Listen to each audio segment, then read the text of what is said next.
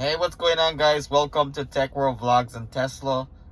Just got a new update, minor update. This is 2022.12.3.2. Not a lot of significant changes to this new update. Basically, minor bug fixes from our major update that happened a couple days ago.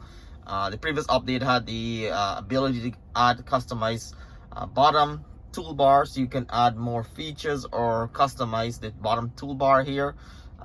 Then we had the improvement on child lock at the back doors, where you can select which doors to have that child lock setting.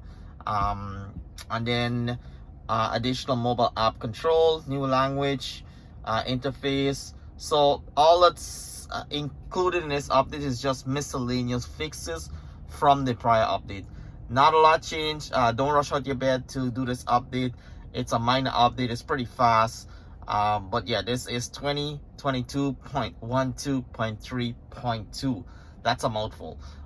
As usual, subscribe, share, leave a comment below. I always bring all the latest Tesla updates. So if you want to stay informed, updated with all the latest updates, hop onto my channel, subscribe, check out my Tesla update playlist, and that way you have all the latest updates that are released by Tesla.